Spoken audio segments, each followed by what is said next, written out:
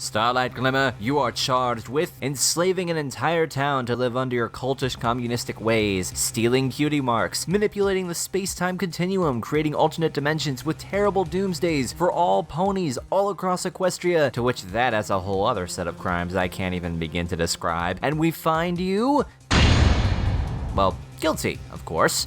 But your punishment? Ooh, I can think of nothing better. I hereby sentence you to friendship. Friendship? Yes indeed, friendship. Because despite all you've done, as terrible as it is, we know that deep down in your heart, you really didn't mean it, did you? No, of course not. Why, I'm sure we could be the best of friends. Yeah, right. You're going to jail, sweetheart. Hey, are you done with the courtroom? I got a review to film, buddy. Oh yeah, it's all taken care of. I took that old James Jones wannabe and threw her into one of your containment cells. Toon, you threw her in the airlock. Well, what can I say? That's the best kind of friendship. Long distance. Look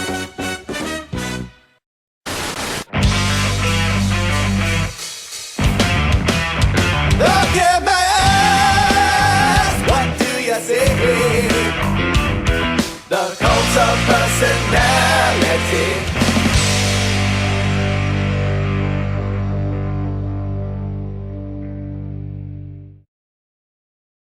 Greetings, every peoples. This is your Cult of Personality here, ToonKritic's name, and tunes are the name of my game. Today I'd like to talk to you all about the art of Reformation.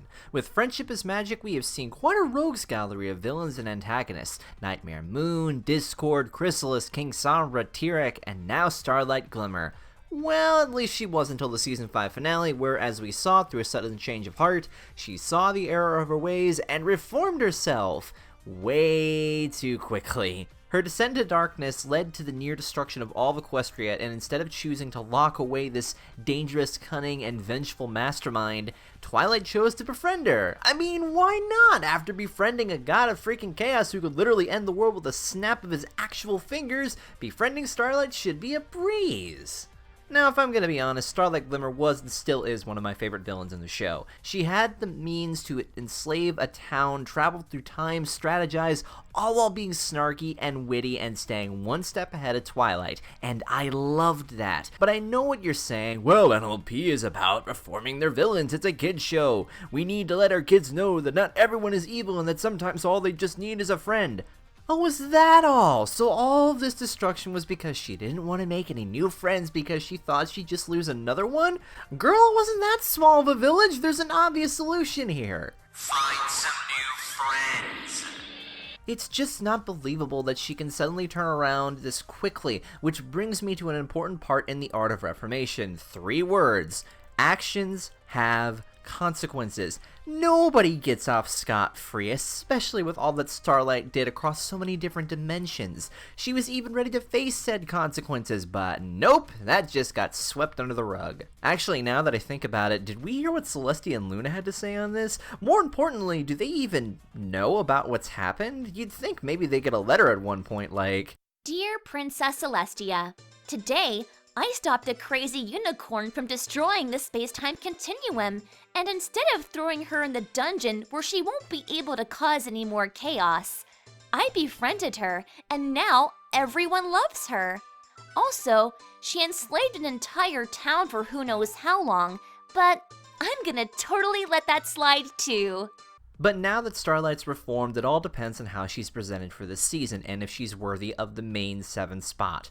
Or in some cases 8 if you count Spike. Because it's not like there's another character that's been, biding her time and is arguably the one who actually deserves the spot. Now, who was that character? Oh, gee, I don't think I need to spell this out. Sunset Shimmer. Man, everyone hated Sunset when she first debuted and saw her as nothing more than a dismissible character, but 2 movies later she's risen to the tippy top of fan favorites. Sunset's reformation was gradual. We weren't on board with the idea come the second movie, but as we soon discovered, Rainbow Rocks was made to reform Sunset. She was the driving force of keeping things together. She truly saw the error of her ways, and her song at the very end cements her face turn. And how do they follow it up? By having her be the main star of the 3rd movie to give her a chance to progress forward as a hero and ascend to be a freaking Sailor Moon Puella, Madoka, Magica, Card Captor, Sakura thing.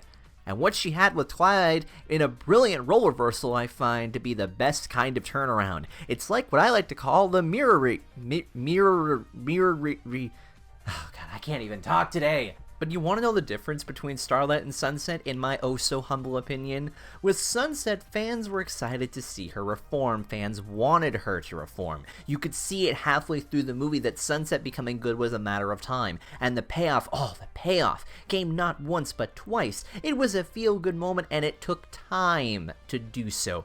Not so on the snap of a finger. She had nothing to accomplish as a villain. She had her shot, flopped, and instead was given a role where she could grow and develop. And with all that development, they even laid out the work for Sunset to go back home after talking with Twilight. And when she was ready to visit Celestia to amend some fence, well, that just went right out the window then. Starlight worked better as a villain. While Sunset has done a great job as a now reformed hero, Starlight was easily the best villain with two plans that were, well, relatively successful. I mean, if it wasn't for a certain book horse getting in the way. With her power and intellect, there was enough potential for her to be, an ally or some kind of anti-hero. But main character? That's basically putting her front and center and saying, bam, you don't like it, boy, you'll want. She's here to stay even though there's someone else who deserves to be the main focus and has actually earned it. But, nah, screw the audience, we do what we want. Wow, I just turned Starlight Glimmer into Roman Reigns, lovely.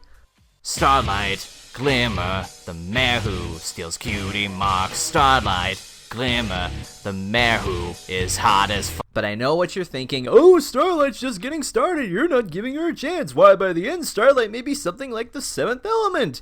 And if that were the case, that all depends entirely on the execution. Time will tell. Seventh element? I don't think so. Alright, so I've done enough talk about those two. Let's take a step down and travel down the antagonist alley to, say, Gilda. Oh boy, now that... Okay, sensitive subject there. I was just gonna say they handled Gilda's reformation rather smoothly in Season 5.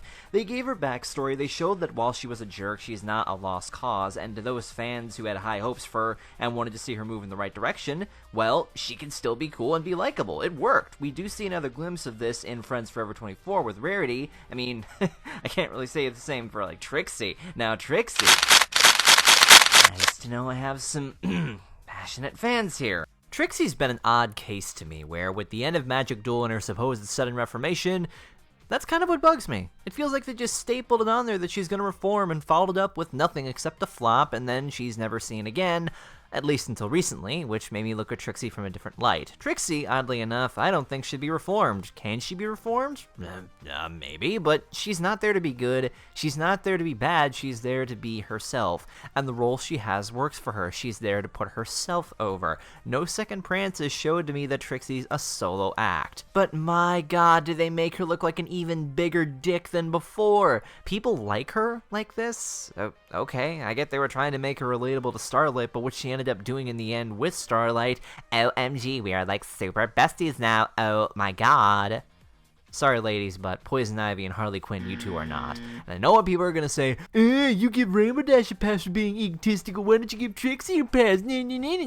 Yeah, well here's my compelling argument to that. Shut up. Speaking of fan favorites, we come to the Princess of the Night so cool they reformed her technically twice, Nightmare Moon, aka Princess Luna. As the first villain of the series, Nightmare Moon set the bar with an intimidating look and build-up to boot, but said bar was quickly taken by Discord and her defeat led to a very quick reformation. I won't spend too much time on her, but if it weren't for such a high want for Luna to come back, we wouldn't have Luna Eclipsed, one of my favorite episodes. Man, with so much demand, no wonder Luna became a real and a literal dark horse.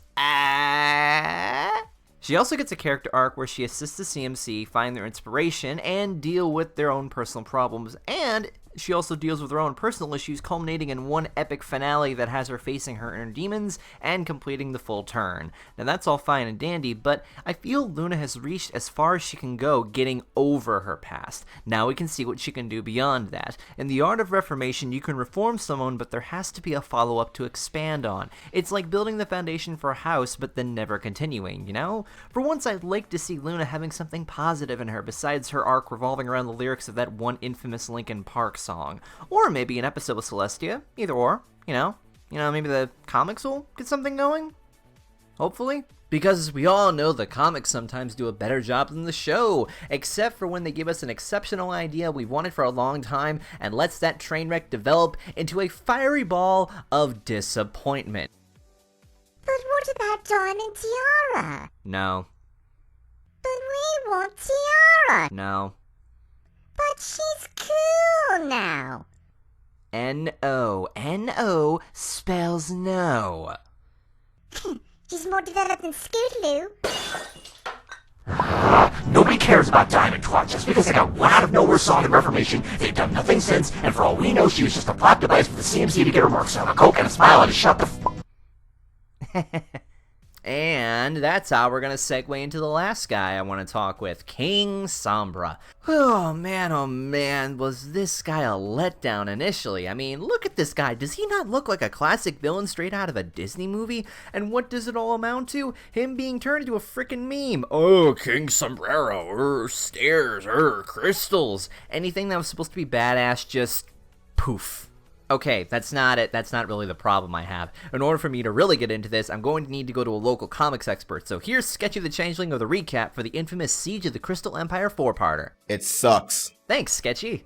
Okay, for real, Siege was a comic arc that I was pretty excited for. A group of lesser-known villains team up with Chrysalis to help resurrect King Sombra and take over Equestria. Yeah, that's all fine and well, but once Sombra's back in the game, the villains get shoved to the side, and we finally see more of Sombra. Sombra was the one villain that was horribly underutilized, but all it took was a prequel comic to give him some important backstory to make him interesting. This was great! But as I dived further into Siege, I began to notice they were going to reform Sombra. That was not going to go over well, and I knew it. But, well, I'll just lay it out like this. In the final moments of Siege, the Umbrum are ready to escape from their crystal dimension. All the while, Sombra is slowly realizing that what he's doing may not have been the most well-thought-out plan, thanks to his lover, Radiant Hope. Sombra has a choice. Either release the Umbrum and put Equestria into a new age of darkness, or destroy the crystal to save the land. Alas, in a noble act of self-sacrifice, Sombra destroys the crystal and destroys all of Umbrum, including himself. Radiant can do nothing but watch her lover complete his change of heart. And the comic ends with the group mourning over Sombra, but knowing that he did the right thing, and he'll be remembered a hero.